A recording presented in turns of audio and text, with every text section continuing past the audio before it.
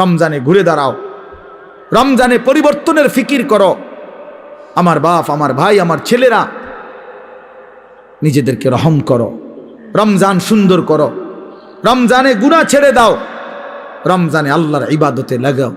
20 রাকাত তারাবি পূর্ণ পড়ো, প্রতিদিন রোজা ঠিক মতো রাখো, বরকত হবে। 5 ওয়াক্ত নামাজ জামাতে পড়ো ভাইয়া। কেন নষ্ট হইলা? সে তোমারে মূল্যায়ন করে। তোমার এই চুল, তোমার এই প্যান্ট কোন ছাগলে দেখে?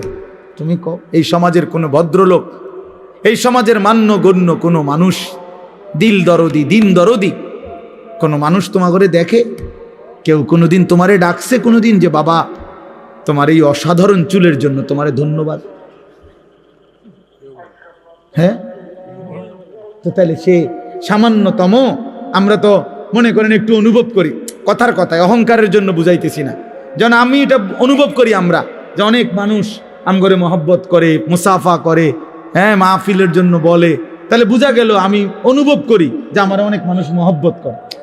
আমার কথাটা বোঝেন নাই? অনেক মহব্বতের যেই কি পরিমাণ যন্ত্রণা, এগুলো এই নজরুল মোহাম্মদ এগুলো দেখলেই বোঝা যথেষ্ট। গমে আশিকি তেরা শুক্রিয়া, এইটার অর্থ এইটা। গমে আশিকি মানে হইল ভালোবাসার বেদনা, ভালোবাসার যন্ত্রণা, মহব্বতের যন্ত্রণা।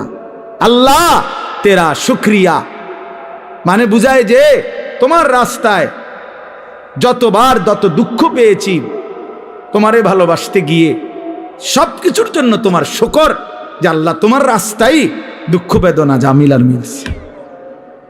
তো এই জন্য ভাইয়া তোমার তো এটা অনুভব করা উচিত, তোমার তো এটা ভাবা উচিত যে আমি যে প্রতিনিয়ত চুল পাল্টাইলাম, ডিজাইন পাল্টাইলাম, ফ্যাশন পাল্টাইছি, তো মানুষে আমারে কিতা কয়? আমি তো অনেক সময় বলি যে তোমাদের সমবয়সী ছেলেরা যখন তোমারে বলে দোস্ত তোরে সেরকম লাগে, তো তুই জিগাও না কা কি রকম? আমিও তো মানছি তোরে সেরকম লাগে, কিন্তু সেটা কেডা? মান হুয়া সে কে? যার মতো তোমারে লাগে নিশ্চিত খবর নিলে দেখবা ফুট্টাখোরের মতো লাগে, গাঞ্জাখোরের মতো লাগে, নেশাখোরের মতো লাগে, জুয়ারির মতো লাগে, হ্যাঁ, লম্পট চরিত্রহীনের মতো লাগে বেটা, ইমানদারের মতো লাগে না, জুনায়েদ বাগদাদির মতো লাগে না, বাইজিদ বোস্তামির মতো লাগে না, কোনো আল্লাহওয়ালার মতো লাগে না বেটা, কোনো হারামখোরের মতো মনে হয়।